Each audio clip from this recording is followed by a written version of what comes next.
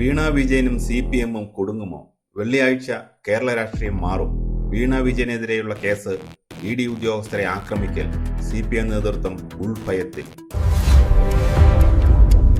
കേരള രാഷ്ട്രീയം വീണ്ടും ഒരു നിർണായക ഘട്ടത്തിലേക്ക് നീങ്ങുകയാണ്. ഇനി 2 നാൾ, ജൂൺ 5 വെള്ളിയാഴ്ച, CPM-നും വീണ വിജയനും ഒപ്പം കേന്ദ്ര ഏജൻസിയായ ED-ക്കും ഏറെ നിർണായകമായ ദിനം. വീണ വിജയനും കരിമണൽ കമ്പനിയായ CMRL-ലും ഉൾപ്പെട്ട കേസ്, ഇതിന് പിന്നാലെ ED ഉദ്യോഗസ്ഥർക്ക് നേരെ ഉണ്ടായ അക്രമം. അങ്ങനെ വിവാദങ്ങളുടെ ഒരു വലിയ ചങ്ങലയിലെ ഏറ്റവും നിർണായകമായ കണ്ണിയാകാൻ പോവുകയാണ് വെള്ളിയാഴ്ച വരാനിരിക്കുന്ന കോടതി വിധി. CPM-നെ പ്രതിരോധത്തിലാക്കിയ ഈ 2 കേസുകളിൽ യഥാർത്ഥത്തിൽ എന്താണ് സംഭവിക്കുന്നത്? എന്തുകൊണ്ടാണ് ഈ വെള്ളിയാഴ്ച ഇത്രയധികം നിർണായകമാകുന്നത്? ആദ്യം നമുക്ക് വസ്തുതകളിലേക്ക് വരാം. എന്താണ് ഈ കേസ്? CMRL എന്ന സ്വകാര്യ കമ്പനി പിണറായി വിജയന്റെ മകൾ വീണ വിജയന്റെ ഉടമസ്ഥതയിലുള്ള എക്സാലോജിക് സൊല്യൂഷൻസിന് നൽകാത്ത സേവനങ്ങൾക്കായി കോടിക്കണക്കിന് രൂപ പ്രതിഫലം നൽകി എന്നതാണ് പ്രധാന ആരോപണം. ആദായ നികുതി തർക്ക പരിഹാര ബോർഡിന്റെ കണ്ടെത്തലുകളോടെയാണ് ഈ വിഷയം പൊതുസമൂഹത്തിൽ ചർച്ചയാകുന്നത്. ഇതിന് പിന്നാലെയാണ് കള്ളപ്പണം വെളുപ്പിക്കൽ നിരോധന നിയമപ്രകാരം എൻഫോഴ്സ്മെന്റ് ഡയറക്ടറേറ്റ് അഥവാ ED ഈ കേസിൽ അന്വേഷണം ആരംഭിക്കുന്നത്. എന്നാൽ ED-യുടെ ഈ അന്വേഷണം രാഷ്ട്രീയ പ്രേരിതമാണെന്നും അത് റദ്ദാക്കണമെന്നും ആവശ്യപ്പെട്ട് CMRL കമ്പനി ഹൈക്കോടതിയെ സമീപിച്ചു. കേസ് റദ്ദാക്കാൻ സിംഗിൾ ബെഞ്ച് വിസമ്മതിച്ചതോടെ വിഷയം ഹൈക്കോടതിയുടെ ഡിവിഷൻ ബെഞ്ചിന് മുന്നിലെത്തി. ഡിവിഷൻ ബെഞ്ച് ഈ കേസിൽ വിശദമായ വാദം കേൾക്കൽ പൂർത്തിയാക്കി വിധി പറയാനായി മാറ്റിവെച്ചിരിക്കുകയാണ്. എന്നാൽ കോടതി ഒരു കാര്യം പ്രത്യേകം നിർദ്ദേശിച്ചിട്ടുണ്ട്. ജൂൺ 5 വെള്ളിയാഴ്ച വരെ വീണ വിജയനെതിരെയും CMRL കമ്പനി അധികൃതർക്കെതിരെയും അറസ്റ്റ് ഉൾപ്പെടെയുള്ള കടുത്ത നടപടികളിലേക്ക് ED കടക്കരുത്.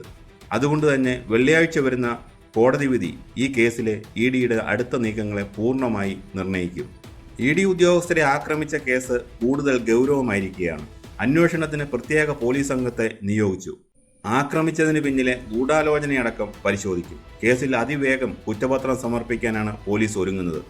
ED-യുടെ വാഹനം തകർത്ത കേസിൽ പ്രതികളായ CPM പ്രാദേശിക നേതാക്കൾക്കും പ്രവർത്തകർക്കും കോടതി ജാമ്യം നിഷേധിച്ചതോടെ പാർട്ടി കൂടുതൽ പ്രതിരോധത്തിലായിരിക്കുകയാണ്.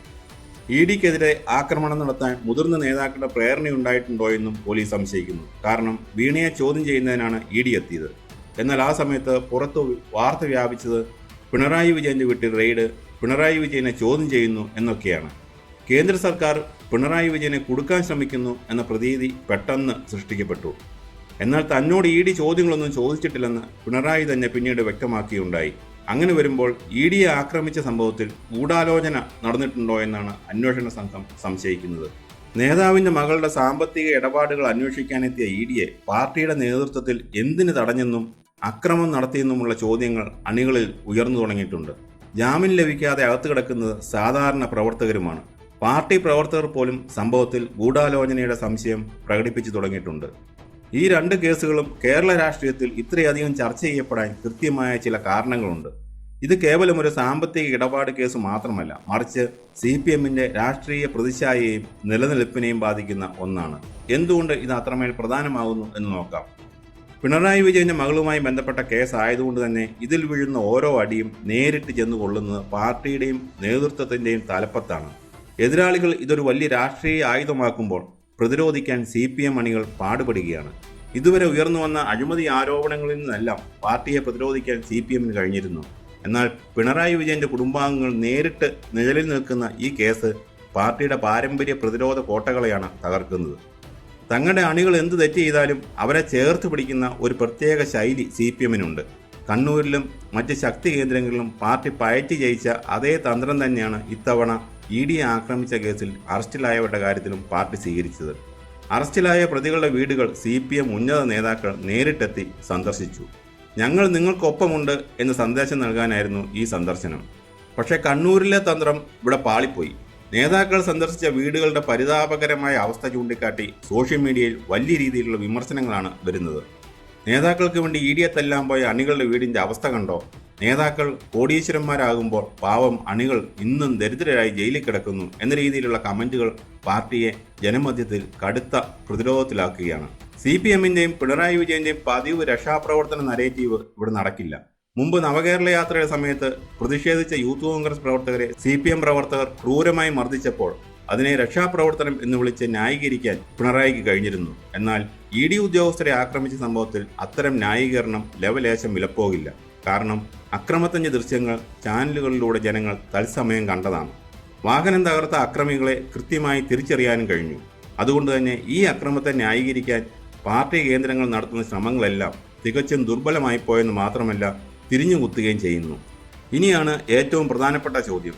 വെള്ളിയാഴ്ച വരാൻ പോകുന്ന കോടതി വിധി എന്തായിരിക്കും? അത് കേരള രാഷ്ട്രീയത്തെ എങ്ങനെയെല്ലാം മാറ്റിമറിക്കും? രണ്ട് സാധ്യതകളാണ് നമ്മുടെ മുന്നിലുള്ളത്. സാധ്യത ഒന്ന്, കോടതി വിധി EDക്ക് അനുകൂലമായാൽ. ഹൈക്കോടതി ഡിവിഷൻ ബെഞ്ച് CMRLന്റെ ഹർജി തള്ളുകയും EDക്ക് അന്വേഷണവുമായി മുന്നോട്ടു പോകാൻ അനുമതി നൽകുകയും ചെയ്താൽ അത് CPMന് ഏൽക്കാവുന്ന ഏറ്റവും വലിയ പ്രഹരമായിരിക്കും. അങ്ങനെ സംഭവിച്ചാൽ വെള്ളിയാഴ്ചയ്ക്ക് ശേഷം EDക്ക് കടുത്ത നടപടികളിലേക്ക് കടക്കാം. വീണാ വിജയനെ ചോദ്യം ചെയ്യാനായി വിളിപ്പിക്കാനോ ആവശ്യമെങ്കിൽ അറസ്റ്റ് ഉൾപ്പെടെയുള്ള നടപടികളിലേക്ക് നീങ്ങാനോ EDക്ക് നിയമപരമായ തടസ്സങ്ങൾ ഉണ്ടാകില്ല. കമ്പനി അധികൃതർക്കെതിരെയും ശക്തമായ നീക്കമുണ്ടാകും.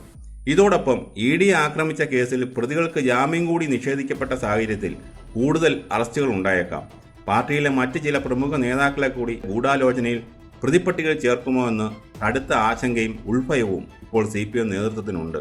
നേരെ മറിച്ച് ED അന്വേഷണത്തിൽ കോടതി താൽക്കാലികമായോ സ്ഥിരമായോ സ്റ്റേ അനുവദിക്കുകയോ അല്ലെങ്കിൽ കടുത്ത നടപടികൾ പാടില്ലെന്ന മുൻകൂർ നിർദ്ദേശം നീട്ടി നൽകുകയോ ചെയ്താൽ അത് CPMന് താൽക്കാലികമായി വലിയൊരു ആശ്വാസം നൽകും.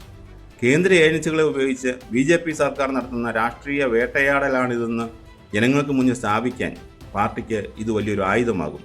എന്തായാലും ഒരു കാര്യം ഉറപ്പാണ്, CPMനെ സംബന്ധിച്ച് ഇതൊരു അഗ്നിപരീക്ഷയുടെ സമയമാണ്. അണികളെ ചേർത്ത് പിടിക്കാനുള്ള ശ്രമങ്ങൾ സോഷ്യൽ മീഡിയയിൽ തിരിച്ചടിയാകുന്നു. അക്രമ രാഷ്ട്രീയത്തെ ന്യായീകരിക്കാൻ സാധിക്കുന്നുമില്ല. മറുവശത്ത് പിണറായി വിജയന്റെ മകൾക്കെതിരെയുള്ള കേന്ദ്ര ഏജൻസിയുടെ അന്വേഷണം പടിവാതിൽക്കൽ നിൽക്കുന്നു. അതുകൊണ്ട് തന്നെ വെള്ളിയാഴ്ച വരുന്ന കോടതി വിധി കേവലം ഒരു കേസിന്റെ വിധിയല്ല, അത് കേരളത്തിന്റെ വരുംകാല രാഷ്ട്രീയത്തിന്റെ ഗതി നിർണ്ണയിക്കുന്ന ഒന്നായിരിക്കും. കാത്തിരുന്ന് കാണാം കോടതിയുടെ നിലപാട് എന്താകുമെന്ന്.